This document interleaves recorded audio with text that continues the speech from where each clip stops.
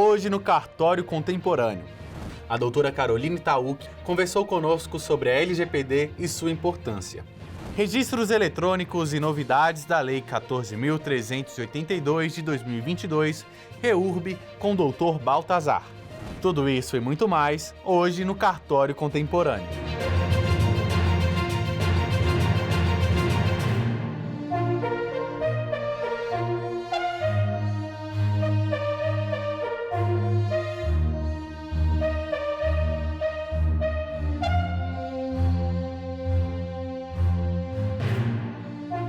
A doutora Caroline Taúque, juíza federal da 2ª Região do Rio de Janeiro, RJ, mestre em Direito Público pelo UERJ, conversou conosco sobre a LGPD e sua importância. Veja. A gente tem hoje, dentro do CNJ, essa parte que cuida, que é a Corregedoria Nacional, que cuida dos cartórios em geral, né? Cartórios eu estou me referindo a todas as serventias extrajudiciais, de registros e de notas. E um ponto bastante importante que a gente vem vendo que está crescendo é a ideia de cartórios digitais, né? Menos papel, menos burocracia e mais eficiência, mais segurança, mais rapidez no atendimento. Um desses pontos importantes para o cartório digital, que parece ser o futuro, né, dos serviços notariais e de registro, é o SERP, o Sistema Eletrônico do Registro Público, que traz várias modernidades, né? Assim, que a gente pode chamar de modernidades previstas na lei e que a Corregedoria vai ajudar nessa coordenação. Então, por exemplo, eles trazem a interconexão entre essas diversas serventias, além disso, interoperabilidade de bases de dados, as bases de dados das serventias e das serventias com o próprio SERP, a ideia é que elas sejam interoperáveis, o atendimento remoto para o cidadão, eu que sou do Maranhão, posso tentar obter uma certidão pelo SERP, que seja lá do sul do país, isso é muito importante para um país tão grande como o nosso. Além disso, a emissão de certidões eletrônicas, tudo isso vai vir com a implementação do SERP, que já está em fase de implementação. O provimento número 134 de 2022 é um grande norteador para a adequação dos cartórios à LGPD. A norma prevê diversas medidas de segurança no tratamento de dados pessoais. Qual a importância da LGPD para os usuários dos serviços extrajudiciais e quais modificações os cartórios devem fazer em suas estruturas para se adequarem à LGPD? A LGPD, que é a Lei Geral de Proteção de Dados, ela trouxe uma mudança nas dinâmicas, tanto empresariais quanto do serviço público do Brasil e do mundo em diversas áreas, incluindo os cartórios. Então, um dos artigos específicos da LGPD, da Lei Geral de Proteção de Dados, é sobre os cartórios de notas e de registros. A LGPD diz expressamente que se aplica a cartórios de notas e de registros, mas fala muito brevemente. Com base nesse dispositivo, a Corregedoria Nacional emite esse provimento, que é o provimento 134 de 2022, que traz toda uma regulamentação para a utilização, para a adequação dos cartórios à LGPD. O provimento 134 de agosto de 2022 é um provimento que a Corregedoria Nacional expede para regulamentar a aplicação da LGPD nos cartórios, porque a própria LGPD determina que ela seja aplicada aos cartórios, e aí quando ele é emitido em agosto de 2022, é dito expressamente nesse provimento que vai se aguardar o prazo de 6 meses para que as medidas possam ser cobradas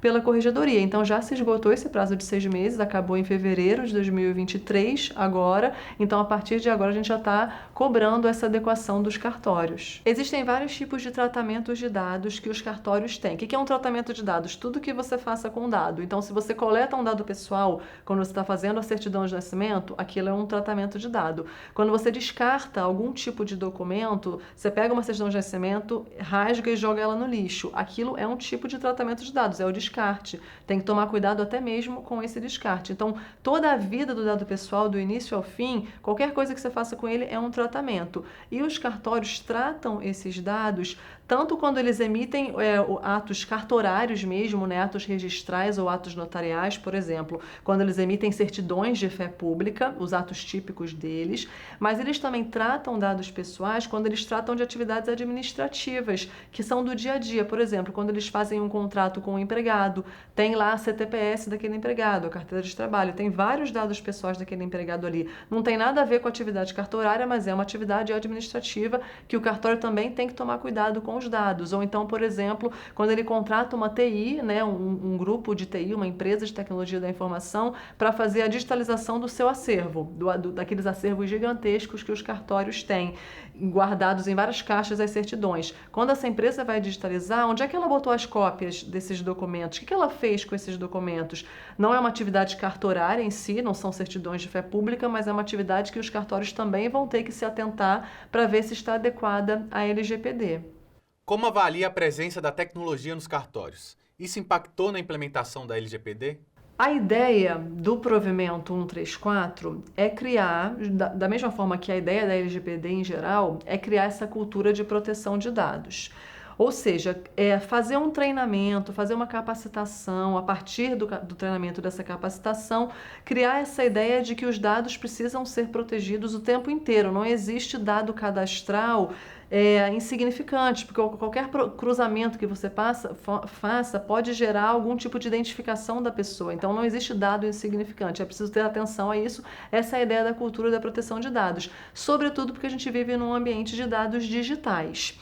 E aí, o pessoal da tecnologia da informação tem que estar atento a esses tipos de medidas de segurança para que haja a correta implementação dessa cultura de proteção de dados. Agora, o que é importante da gente lembrar quando fala dessa cultura de proteção de dados, antes de eu falar especificamente da questão da TI?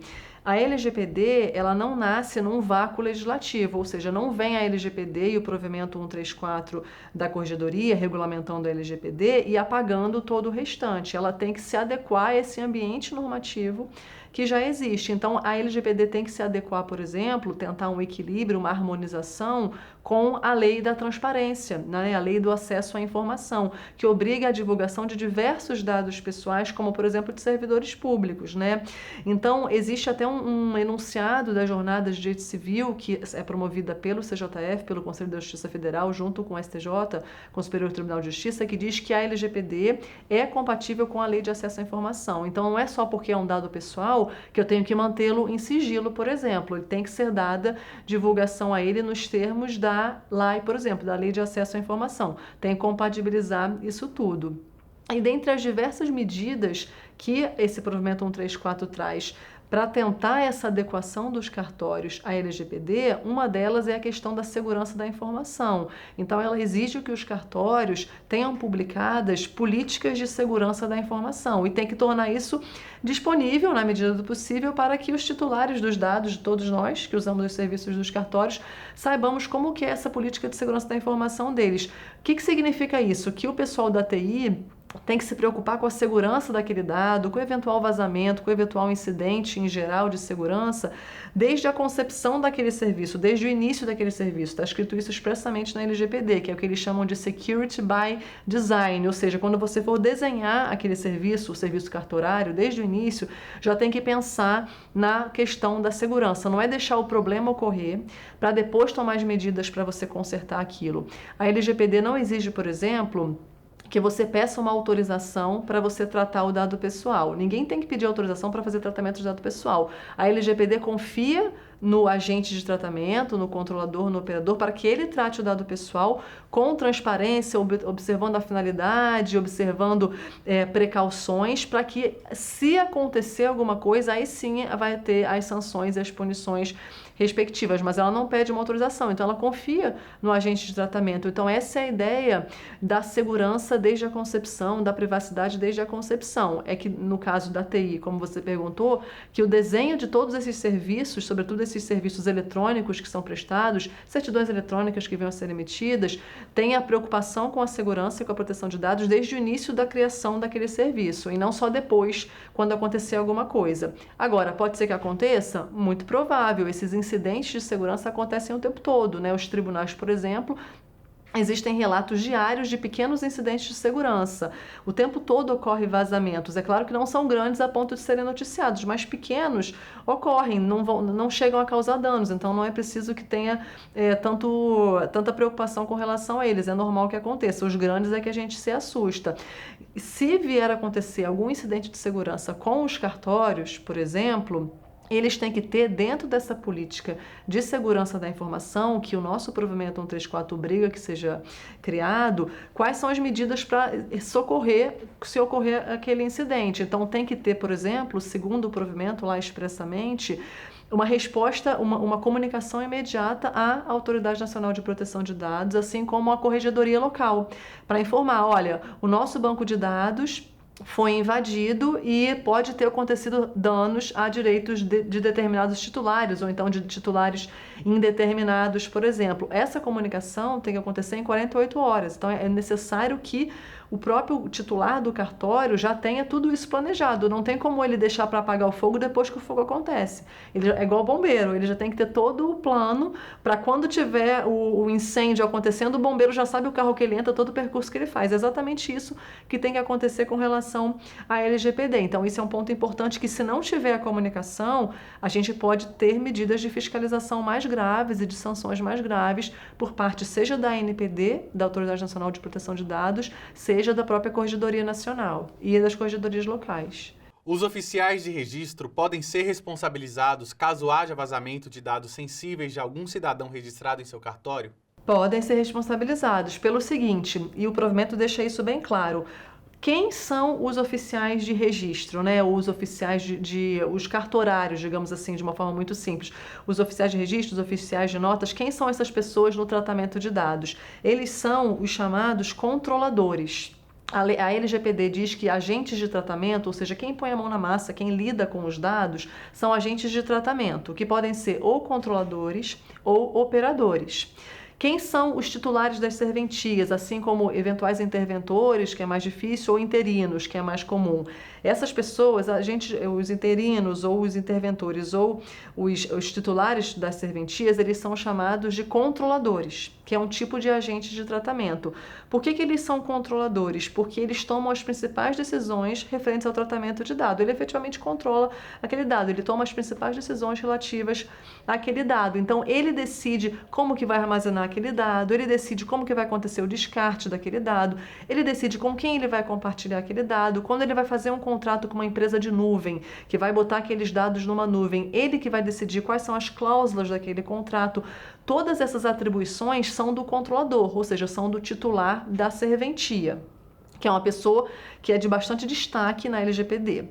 E uma outra figura de agente de tratamento, que não é o controlador, é o operador, que é, em geral, um terceirizado, alguém que é contratado pelo cartório. Então, quando o cartório contrata aquele serviço de nuvem, ou então quando ele contrata um serviço de digitalização, esse terceiro serviço, ele é um operador. Ele cumpre, em geral, age, em geral, em nome desse controlador, cumprindo as instruções que o controlador deu para ele. É muito importante essas divisões de atribuições justamente para fins de responsabilidade. Como você falou, se acontecer algum incidente de segurança, vazou porque foi um problema, digamos, de quem cuidou da digitalização, ou vazou porque foi um problema do próprio cartório, né, da base de dados do cartório e não da digitalização. É importante a gente definir essas atribuições para fins de depois aplicar a responsabilidade para o agente que foi quem deu causa àquele dano. O trabalho exercido diariamente pelos cartórios impede fraudes, descongestiona o judiciário, dá segurança e facilita a vida das pessoas. De que forma o cartório pode colaborar no processo de desburocratização? O SERP, como eu comecei falando, o Sistema Eletrônico de Serviços do Registro Público, ele é uma das formas pelas quais os cartórios podem colaborar com essa desburocratização. A gente, como brasileiro, sabe que falar de cartório significa falar de burocracia, né? Tudo tem um pagamento de taxas, tudo tem um trâmite, tudo tem um prazo. Então, o cartório lembra muito burocracia, aquela papelada. Quem está acostumado a ir a cartório sabe que tem sempre aquelas salas enormes que ficam guardadas as certidões, que muitas delas não digitalizadas. Então, o cartório lembra muito burocracia, mas esse movimento de digitalização e de cartórios digitais tem crescido bastante, seja em razão da própria criação do ONR, que é o Operador Nacional dos Registros Públicos, que já existe para registros de imóveis. Então, se eu precisar verificar, digamos, se você tem imóveis em algum lugar do Brasil, eu não preciso mais verificar de cartório em cartório, eu indo de cartório em cartório pedindo para que eles me informem. O próprio Operador Nacional do Registro de Imóveis consegue dar essa informação. A Mariana tem imóveis registrados no cartório do Norte e no cartório do Sul. Ele já tem isso centralizado, isso já é bastante não burocrático, né? Já é algo bastante avançado. E nessa linha, evoluindo nessa linha de cartórios digitais, vem o SERP, que é bastante, vai ser, quando for implementado, bastante inovador. Como avalia a iniciativa da CNR na criação do programa Cartório Contemporâneo? Eu acho essencial a existência de um programa como esse, porque ele aproxima a sociedade da realidade dos cartórios, porque no Brasil, pelo menos, a maior parte dos nossos atos do dia a dia depende dos cartórios, dos nossos atos da vida. Então, para nascer, você precisa da certidão de nascimento. Quando tem o óbito, precisa da certidão de óbito. Se você casar, tem a certidão de casamento. Se você compra um bem, tem a certidão, a matrícula do imóvel. Se você doa um bem para o seu filho, tem os atos de doação. Então, tudo vai depender do cartório. É muito importante estar por dentro da realidade deles. E, além disso, trazendo um link, né, com a LGPD, por exemplo, é indispensável que o titular dos dados, que somos todos nós que temos dados e que somos também usuários do cartório, tenhamos ciência do que o cartório está fazendo com os nossos dados, porque é uma das maiores bases de dados do Brasil. O que eles estão fazendo com os nossos dados, com quem eles estão compartilhando, essa é uma preocupação dos próprios cartórios. A gente na corregedoria que tem contato com eles, temos ciência de que eles estão sim se preocupando em se adaptar à LGPD e, por outro lado, é muito importante que o usuário, o titular dos dados, também colabore com essa adaptação, né? Informe ao cartório o que está faltando, faça reclamações porque é importante, porque assim a gente tem um ajudando o outro para implementar uma política de segurança tão importante como é a LGPD. Muito obrigado pela participação, doutora Caroline. Seja sempre bem-vinda.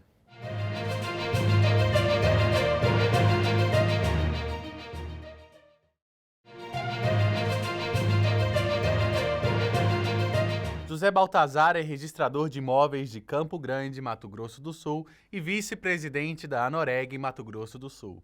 Olá, doutor Baltazar. Muito obrigado pelo convite para estar aqui, Duda. O que seria democracia participativa na questão da regularização fundiária urbana? Bom, a regularização fundiária é uma política pública, né, da maior importância.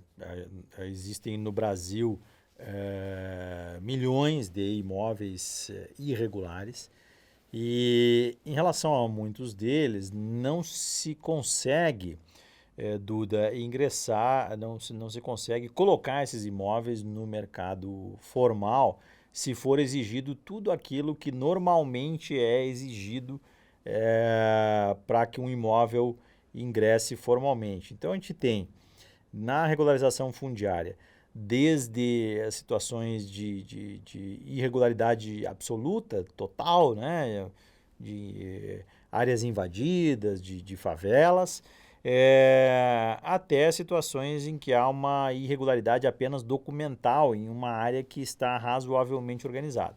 Então, a regularização é um conjunto de medidas não só jurídicas, né, elas também são jurídicas, mas de medidas ambientais, sociais, de inclusão, né? Então é um programa, ou é um modo de ver o problema transdisciplinar, não exclusivamente jurídico, que objetiva o quê? Colocar, né, regularizar essas áreas que estão irregulares, titular as pessoas, né? Quer dizer, tornar essas pessoas proprietárias ou formalizar o direito desses ocupantes do imóvel irregular. E uma das previsões que a lei traz justamente é de trazer a participação, né, dessas populações, enfim, que estão em situação de irregularidade. E como é que se faz isso? Né? Com a própria participação da pessoa no processo de regularização, com a possibilidade que se dá de que o próprio morador requeira junto ao município, que é o órgão onde se inicia o procedimento de regularização fundiária, ou que associações peçam isso, ou que a Defensoria Pública, o Ministério Público, né, todos esses são entes legitimados a iniciar o procedimento de regularização fundiária. E como é que isso chega no registro de imóveis? Né? O procedimento ele inicia, como eu falei, no município, né? Que é o órgão a quem foi, o ente, né? A quem a lei incumbiu a tarefa de fazer os levantamentos de campo, né? Levantar o local, entrevistar a pessoa, identificar os ocupantes do local, propor eventuais medidas quando for necessário de composição do arruamento, né? De fazer as ruas, de colocar água, esgoto, iluminação pública, né? Toda aquela estrutura que faz parte da ideia de urbanização, de uma urbanização regular, e ao final do procedimento, o município ele emite um documento, que é um título novo, chamado Certidão de Regularização Fundiária, né? Que nós chamamos de CRF.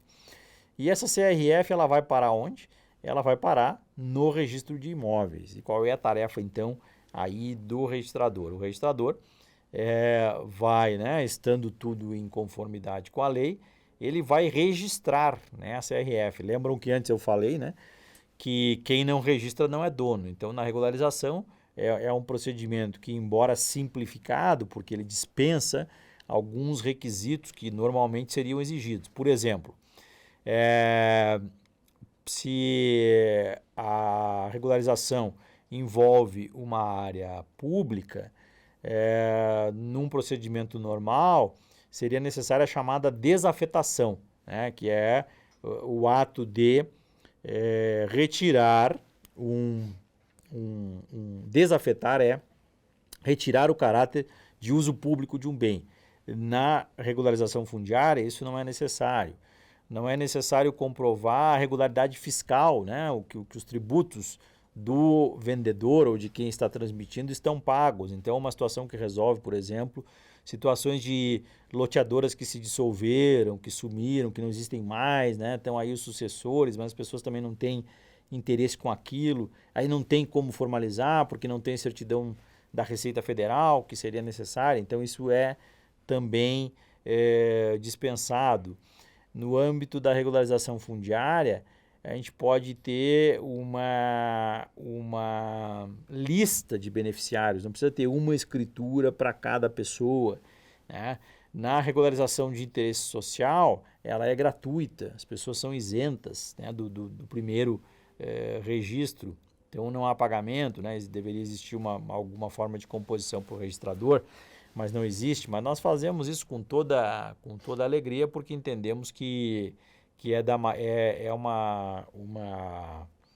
realmente uma política pública, né, da maior importância, e é uma tarefa até mesmo social nossa, e há um benefício geral, né, para toda a sociedade, porque no momento em que esse imóvel que era irregular, ele se torna regular, além de se conferir a dignidade, né, de concretizar o direito à moradia para essa pessoa, ela também terá um imóvel de maior valor econômico. Esse imóvel ela pode usar para oferecer como garantia para obter um empréstimo bancário. No momento que ela for vender, vai haver uma segurança maior. Então, a regularização, apesar, né, de algumas críticas que existem, especialmente em alguns institutos, é realmente uma política da maior importância, né, do ponto de vista social, do ponto de vista econômico, do ponto de vista da dignidade da pessoa, da concretização do direito à moradia, e ela vai de vento em popa, né, com franco apoio dos registradores em todo o Brasil, com muita acolhida, e claro que é uma lei relativamente nova, então existem ainda dúvidas, né? Existem ainda arestas a serem aparadas, existem alguns alargamentos indevidos do Instituto, mas acredito que estamos aí no caminho certo na aplicação dessa lei. Sobre a proteção e concretização de direitos fundamentais, quais formas o registrador imobiliário protege a propriedade imobiliária?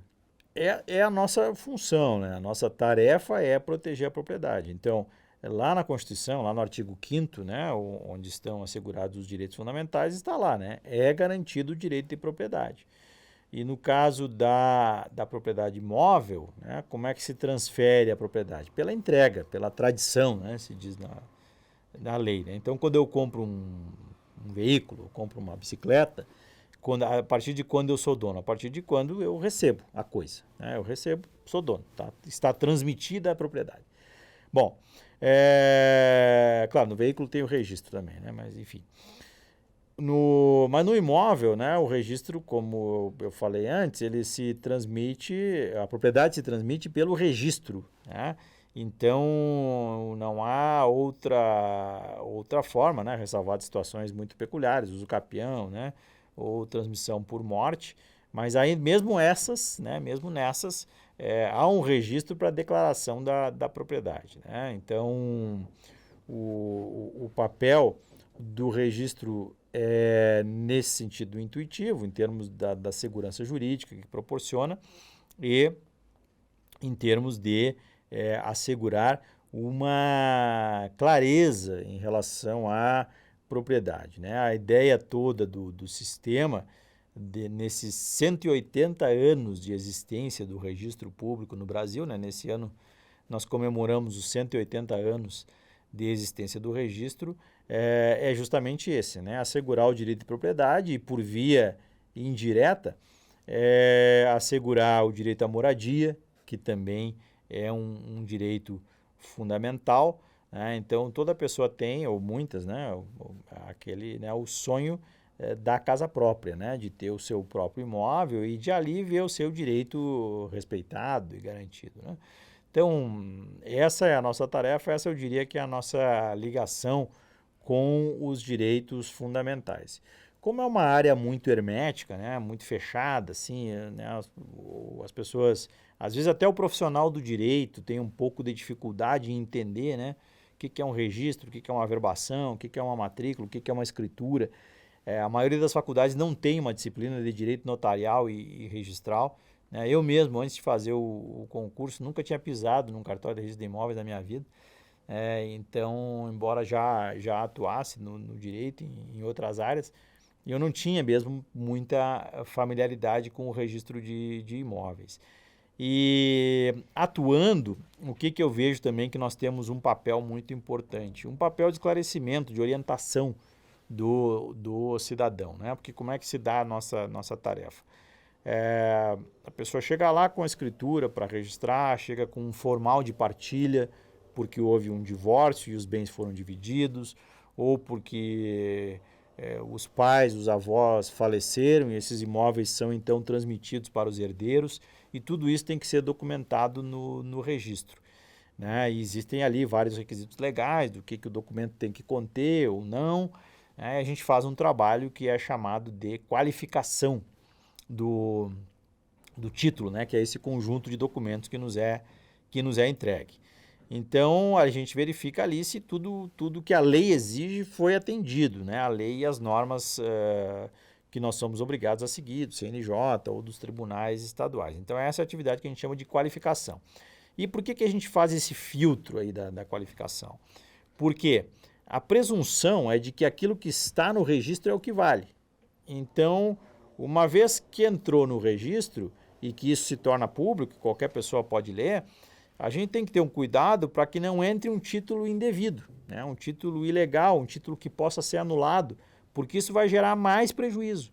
E a nossa tarefa é justamente prevenir litígios, né? Não criar novos. Né? Então, muitas vezes, a gente vai dizer, não, você não pode registrar aqui porque tem um problema aqui no seu título, a descrição do imóvel não está adequada, você tem que recolher um tributo que não foi recolhido, está faltando aqui a assinatura do cônjuge, né? Quando a pessoa é casada, para vender o imóvel, ela tem que ter a outorga do seu marido ou da sua mulher, porque isso é uma exigência legal, isso pode levar a invalidar o negócio. Então, diversas situações, né, pelas quais a gente nega, o que leva a que o registrador tenha essa fama de chato, né? Pô, eu fui lá, o cara não aceitou, mandou fazer isso, mandou fazer aquilo, exigiu mais não sei o quê. E de fato a gente tem que ser rigoroso, mas com base em exigências que são legais, né? Porque a lei requer, não porque por nossa vontade, porque a atividade ela é estritamente regrada. Então, eu não vou negar o registro porque eu quero, porque eu não gosto da pessoa, porque eu estou de mau humor, né? A gente só pode negar quando houver um fundamento legal. E a nossa ideia é registrar, porque nós somos registradores e não devolvedores. Mas aí, então, muitas vezes a gente acaba devolvendo o título. Né? Para quê? Para que a pessoa faça algum ajuste necessário para possibilitar o registro. E aí que eu acho que nós temos um papel de inclusão até social. Eu falo para os analistas da minha equipe, eu digo, não adianta você dizer para a pessoa que não pode. Você tem que dizer, desse jeito não pode. Agora você tem que fazer isso e aquilo para tornar viável o registro, né? De uma forma, numa linguagem fácil, que as pessoas entendam. Então você coloca lá, ó, você tem que ir na prefeitura, pegar uma certidão tal, de limites, porque a descrição do imóvel não está adequada. Uma vez feito isso, a gente vai registrar. E também no atendimento pessoal, então isso é algo que eu prezo muito, muitos colegas, né, prezam muito, no atendimento, explicar para a pessoa o que ela tem que fazer para possibilitar o registro do título, né? Hoje em dia, né, eu mantenho lá e vários colegas, né, atendimento. Hoje tudo se faz por WhatsApp, né? Então, eu tenho lá minha equipe de analistas, cada um com o seu WhatsApp funcional para atender, explicar para o usuário, né, notas de exigência, o que ele tem que fazer. Às vezes falta algum documento, manda por ali mesmo. Quando a gente pode aceitar o documento eletrônico, a gente aceita. Então, eu tento transmitir para a minha equipe a ideia de que a nossa tarefa também é de auxiliar, de esclarecer o cidadão para que ele possa ver o seu direito reconhecido, né? Não de adotar uma postura burocrática, negatória, complicadora, né? De ficar dizendo com grandes teses jurídicas que às vezes as pessoas nem sequer entendem, né, o que está ali escrito naquele documento. Então isso para mim realiza muito, né, quando a gente consegue achar uma solução e atender e ver que o usuário saiu satisfeito, né, com o serviço, que ele foi bem atendido. Porque não é porque nós estamos em um serviço público e que não se tenha uma concorrência direta que não tenhamos que buscar, né, a eficiência, a rapidez, uma atuação contemporânea e adequada.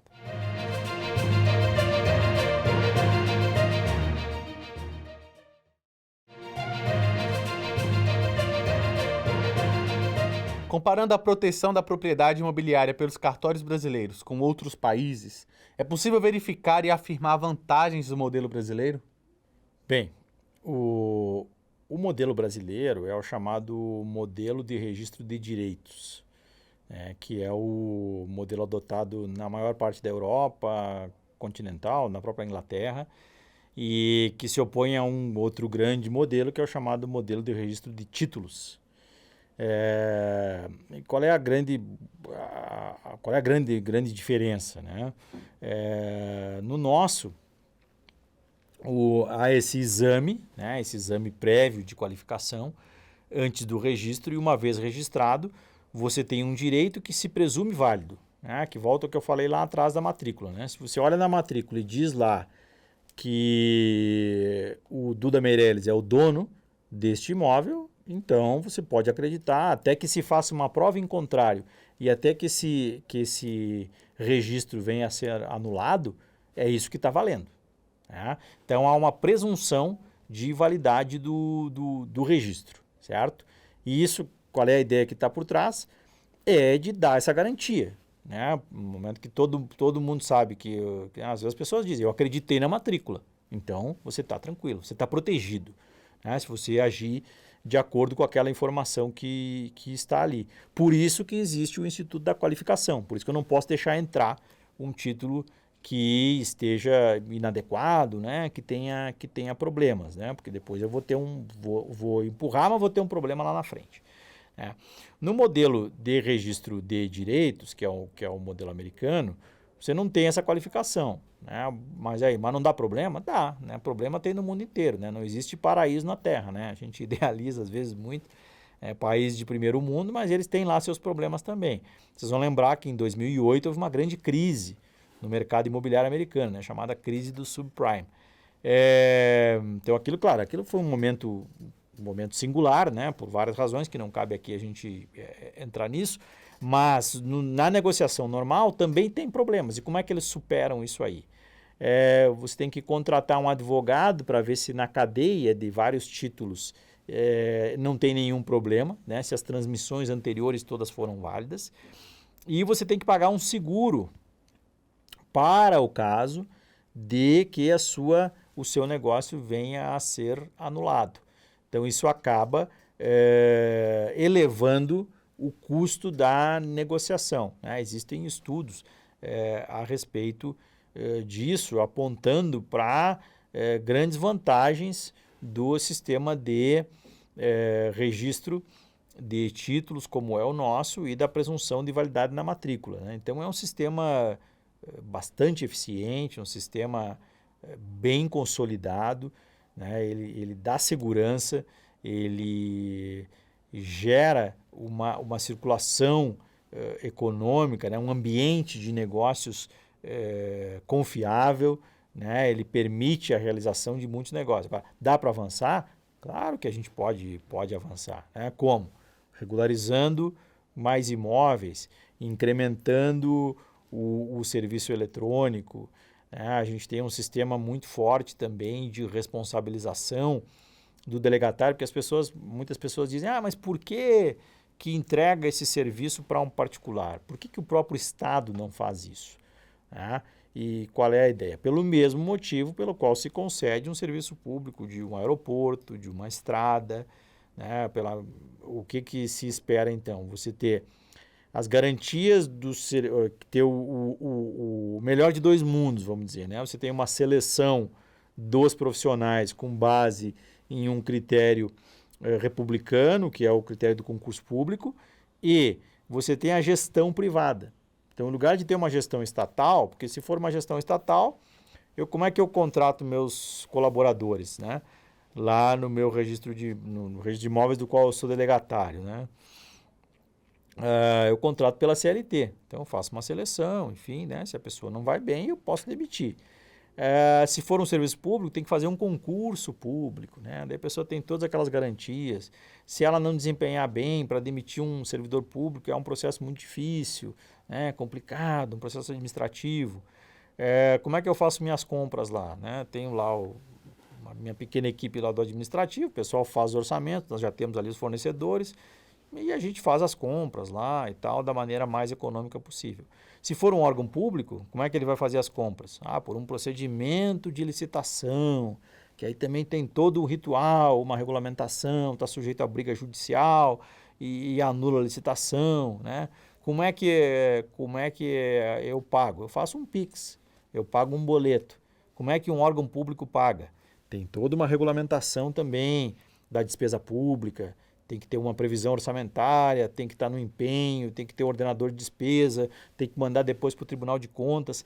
Então, assim, a máquina pública, ela é uma máquina que, pela necessidade de um maior controle, ela é uma máquina pesada, né? Do ponto de vista da contratação de pessoal, da contratação de serviços, dos processos de pagamento, né? Tudo isso é muito complexo. Então, é muito melhor, enfim, tem suas vantagens ter uma gestão privada, né, em que o Estado não gasta um centavo, porque ele nos dá, né, nos delega esse serviço e a gente, com o que arrecada, presta o serviço, paga imposto, contrata, né, mantém os empregados e estamos sujeitos a um sistema de responsabilização muito rigoroso. Então, no meu modo de ver, os dois grandes eixos que tornam o serviço extrajudicial um serviço que funciona muito bem, e eu trabalhei antes disso, trabalhei 21 anos no serviço público em sentido estrito, no judiciário, são dois eixos. O primeiro é a gestão privada e o segundo é a responsabilização, né? Porque se o delegatário comete uma falta, ele está sujeito a ser punido pelo tribunal. Se ele ser punido pelo tribunal, no âmbito da responsabilidade administrativa, a indenizar quem teve um prejuízo, né, na responsabilidade civil. Se ele cometeu um crime, a responsabilidade criminal, trabalhista em relação aos seus empregados e tributária, né? Então existe um eixo muito forte de responsabilização. O resultado disso é que a tendência é a pessoa andar na linha, não porque nós somos muito maravilhosos, mas porque se não andar, você vai ser punido, né? Enquanto no serviço público, em sentido estrito, existe uma certa cultura de leniência, em relação ao servidor, né? Vamos dizer assim, o sistema de responsabilização administrativa em relação ao servidor, em sentido estrito, ele não é, de modo geral, tão rigoroso, né? Existe uma cultura, não, mas esse é o colega antigo aí, vamos tentar, né? Quem sabe a gente dá mais uma chance, né? Então, o que nem sempre funciona, né? A avaliação por desempenho é o que não existe, o servidor, de modo geral, ele é promovido simplesmente pelo tempo, né? Então, são várias dificuldades assim, do modo como o serviço público é organizado. Então, eu diria assim, que a gestão privada, ela tende a ser mais eficiente que a pública. Tende a ser, né? Não estou dizendo que em todos os casos vai ser, ou que toda gestão pública é ineficiente, né? São problemas do modo como o serviço é organizado em um e em outro setor. O registro de imóveis foi pioneiro na revolução digital dos cartórios. Como avalia a presença da tecnologia nos cartórios de hoje? A tecnologia é uma realidade inescapável, né? Como eu disse, ninguém mais vai tolerar a ideia de processos tramitando em papel, né? Então, hoje a gente convive com uma geração que está acostumada a ter a disponibilidade do serviço 24 horas por dia, 7 dias por semana, né? Eu vejo com os meus filhos, outro dia eu contei como é que se via um seriado, né? Quando eu era criança, né? Passava uma vez por semana em tal horário. E aí, se você perdia aquele horário, tinha que esperar outra semana ou outro dia que tivesse uma reprise. Então, enquanto hoje, né, pelo serviço ali de streaming, né, a criança vê o programa que ela quiser, a hora que ela quiser. O banco funciona 24 horas por dia, né, vários serviços públicos funcionam 24 horas por dia, 7 dias por semana. Então, nós temos que fatalmente nos inserir nisso, né? Esse processo já vem ocorrendo, mas ele tem que ser intensificado, né? Intensificado de uma maneira tal que seja o mais normal, né? Que tenhamos, e isso tudo vai acontecer muito em breve, né? Então, por conta da atuação do ONR, eu acredito que ainda esse ano nós tenhamos já em funcionamento um aplicativo do registro de imóveis, né, funcionando em telefone celular, né, porque mais isso também, hoje, né, as pessoas querem o acesso pelo telefone, né, não mais só pelo computador. Mas em breve teremos então um aplicativo, teremos uma universalização em todos os estados, né? Talvez universalização não seja a melhor palavra, mas teremos a integração de todos os estados, né? De modo que a gente vai ter um banco nacional, né? Vamos ter acesso a uma pesquisa nacional de bens, né? Vamos supor que um órgão público, uma procuradoria da Fazenda precisa localizar imóveis de um devedor. Ela vai ter a chance de, por um portal só, por um acesso só, buscar naquele CPF ou naquele CNPJ onde essa pessoa tem imóveis, em qualquer lugar do Brasil, né? Então, isso é uma realidade que está aí. Teremos um serviço de visualização eletrônica de matrículas. Então, já funciona, né? Estado de São Paulo, Estado do Espírito Santo, do Mato Grosso do Sul está avançando, em vários estados está avançando. O que vai ser isso? A pessoa vai poder entrar pelo sistema do ONR, do registro de imóveis, e vai poder enxergar a matrícula, né? A imagem da matrícula que está lá no arquivo. Isso vai facilitar muito o negócio, porque vamos supor que o corretor está lá no fim de semana e tal, mas como é que é, o que tem, o imóvel tem algum problema? Aí vai lá e olha, está aqui, ó, não tem nada, está aqui a imagem da matrícula, né? A gente tem também, como muito em breve, né, um processo eletrônico vai entrar em funcionamento. O que vai ser isso, né? A pessoa que pede uma usucapião, extrajudicial, uma execução extrajudicial, o credor que pedir isso, ele vai entrar eletronicamente, né? A gente vai avançar para... Isso também já existe, mas tem uma perspectiva muito grande de ampliação agora em função da Lei Nova, até o mandamento da Lei Nova. Registro por extratos. O que é o extrato? Hoje como é que faz, né? A pessoa vai no banco, você vai lá comprou um imóvel financiado, você vai lá no banco, né? O funcionário do banco vai colocar os dados do imóvel, vai digitar, vai colocar os seus dados, vai colocar os dados do vendedor e vai gerar um contrato. Esse contrato está lá no sistema do banco, mas ele vai gerar um contrato em papel e vai lhe entregar. Você vai pegar esse papel e vai levar no cartório. Né? O que o cartório vai fazer? Vai pegar o contrato em papel e vai digitar aqueles mesmos dados que já foram digitados no banco novamente. Então tem um retrabalho. O que se pretende, que já funciona, mas tem que ampliar, é o chamado registro por extrato ou contrato estruturado. O sistema do cartório vai pegar esses dados do sistema do banco. Então ele não vai redigitar, isso evita erro, agiliza o processo, torna mais ágil, barateia o custo. Né? Então o contrato vai vir, na verdade, eletronicamente, não vai vir mais o papel, e o processamento vai ser muito mais rápido. Né? Então isso também é algo que está previsto na Lei 14.382. Outro ponto em que o registro tem avançado muito, já existia, especialmente no estado de São Paulo, mas vai avançar também uma previsão da Lei 14.382, a produção de indicadores estatísticos. A que eu me refiro com isso? A gente está acostumado com a ideia dos dados do registro como dados individuais. Eu quero saber do apartamento que é de propriedade do José Baltazar. Então, vou lá, está aqui a certidão, apartamento tal, José Baltazar. Muito bem. Mas, e se eu quiser saber quantos imóveis foram vendidos no bairro que eu moro lá em Campo Grande? Quantos apartamentos foram vendidos? A que preço? Em um período X. Isso hoje já temos também, por uma iniciativa do Registro de Imóveis do Brasil, que é a entidade que reúne as associações de registradores. Nós temos os indicadores, né, os mapas estatísticos de quantos negócios foram feitos nas capitais, por enquanto, mas em breve teremos, né, acredito que em breve teremos em todo o Brasil. Então, e aí nós vamos poder oferecer mais uma informação para o mercado. Né? E para o mercado, eu digo, não só para o banco, para o corretor, para a construtora, para a loteadora, também para o cidadão, porque o acesso vai ser público. Então isso também, do ponto de vista da garantia de direitos, isso reduz a chamada assimetria de informação, porque hoje, quem que tem mais informação? O banco ou o cidadão? O loteador, a construtora ou o cidadão?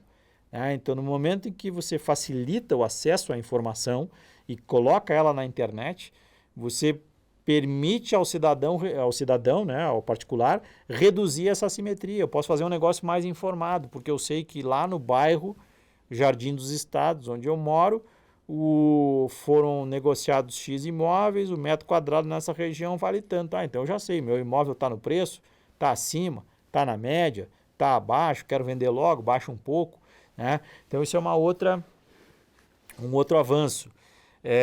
Nós teremos em breve também previsão da Lei 14.382, que pende de regulamentação pelo CNJ, um Código Nacional de Matrículas. Né? Então vai ter um número único da matrícula daquele imóvel para todo o Brasil.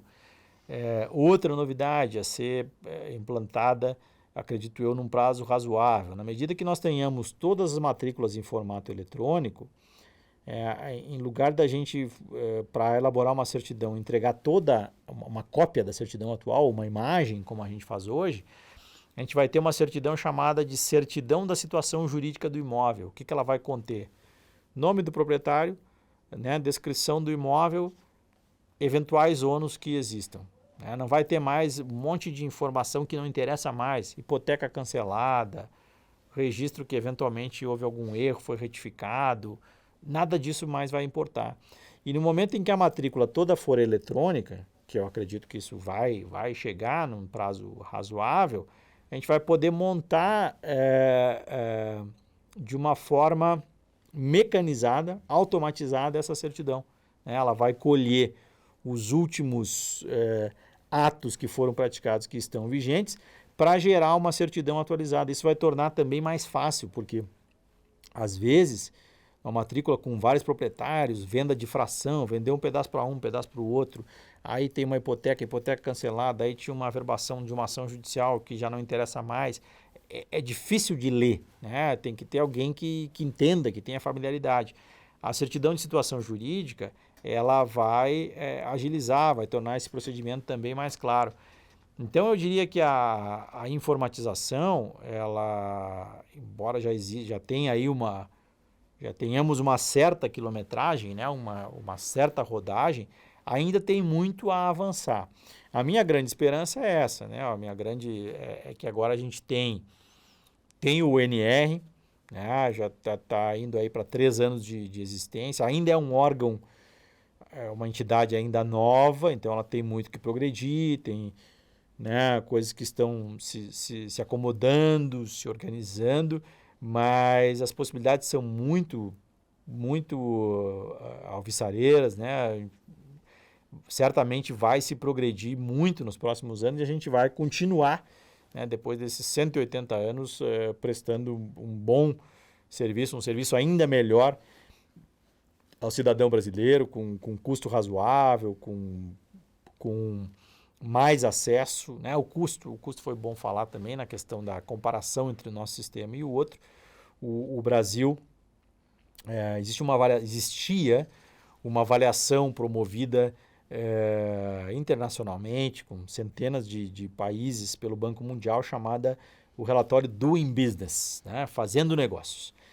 Nesse relatório, então, se comparavam vários atos, né? Abrir uma empresa e tal, e um dos itens era o registro de propriedades. E o custo do registro no Brasil, né, medido lá por esse levantamento do Banco Mundial, ele ficava até um pouco abaixo da média dos países da OCDE, né, da Organização de Cooperação para o Desenvolvimento Econômico, que reúne os países mais desenvolvidos. Então, aí também é bom para desmistificar a ideia que existe, cartório é caro, né? O custo da transação imobiliária no Brasil, ele está um pouco abaixo da média do custo nos países desenvolvidos, né? Isso levantado aí por um órgão que é o Banco Mundial. Esse levantamento ele foi descontinuado faz cerca de 2 anos, mas ele deve retornar num outro formato, né? Então é bom desfazer alguns mitos, né? Esse é um, o outro é de que cartório só existe no Brasil, né? Que também não é verdade. Como eu disse, no mundo inteiro, algum modo de organizar e de demonstrar a propriedade imóvel e o registro das pessoas e o registro das empresas tem que existir, né? Então, isso é algo que é muito falado, mas que não é verdadeiro. Então, a tecnologia tem certamente muito a oferecer e agora com essa nova organização, né, do NR, do SERP, que é o Sistema de Registros Públicos, a gente tem uma entidade, porque isso era uma dificuldade também, né? Porque se dizia assim, os registradores têm que organizar um sistema nacional. Tá, mas como os registradores, né? Cada um é um. Então, a partir do momento em que se cria uma pessoa jurídica que vai firmar os contratos com esses fornecedores, né, que vai organizar um processo eletrônico, que vai criar um sistema nacional, né, que vai fazer a interface entre os cartórios e esses usuários todos, então você racionaliza muito o processo. E quando você agrega a isso uma fonte de custeio, né, que arrecada recursos suficientes, me parece, para manter esse serviço, e se você coloca ainda por trás um órgão nacional de regulamentação, que é o CNJ, que é com pessoas que conhecem o sistema, tem tudo para dar certo, né? Então eu sou um otimista incurável, acredito muito que o sistema vai evoluir de uma forma extraordinária nos próximos anos. Muito obrigado, seja sempre bem-vinda ao Cartório Contemporâneo. Muito obrigado pelo convite para estar aqui e uma minha saudação a todos que estão nos assistindo. E por hoje é só. Eu sou Duda Meirelles e foi um prazer tê-los aqui conosco no Cartório Contemporâneo. Se você não pode ver o programa completo, temos uma reprise segunda-feira, 19 horas, e no canal do YouTube da CNR. Vejo vocês na quinta-feira, 19 horas, no próximo Cartório Contemporâneo. Até lá!